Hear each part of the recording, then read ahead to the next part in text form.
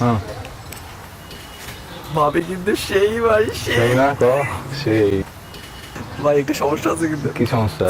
ভাবির যে ভাব ভাই ও সেই এটা জানি ভালো লাগে বুঝছো ভাবটা আর আছে ভাই কিন্তু হ্যাঁ একটু ধরুন তো ভাই কেন একটু ধরুন না ভাই হ্যাঁ। ধরুন না কি হয়েছে? আরে যাইস না এই এদিকে তাকান আপনি। যা ওই কে বলে টাকাটা লয় তুই এইদিকে তাকান। কি আপনি পাইছেন কি? আপনার কি ধারণা আমি কিছু বুঝি না? হ্যাঁ?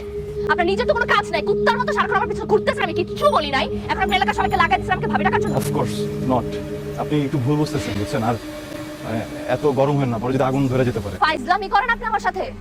না আপনার সাহস কি করে হয় আপনার মতো একটা ডিশ ব্যবসায়ী আমাকে পছন্দ করে? হ্যাঁ? কি আমার ব্যাকগ্রাউন্ড সম্পর্কে আপনি জানেন না? আমার দিকে তাকান। জানেন না আপনি? না আমার তো লজ্জা লাগতেছে যে আপনার মতো একটা ডিশ ব্যবসায়ী আমাকে পছন্দ করে। দেখেন আমি না আপনাকে লাস্ট বারের মতো বলতেছি। আপনি বা আপনার এই চারপাশে কেউ যদি আর কখনো আমার চারপাশে ঘুরছে তাহলে কিন্তু আমার লেভেলটাকে আমি বুঝা দেবো, ঠিক আছে? আর আপনি এরপর থেকে নিজের লেভেল অনুযায়ী কাউকে পছন্দ করবেন, এর উপরে না। ফাইজলামি শুরু করছেন।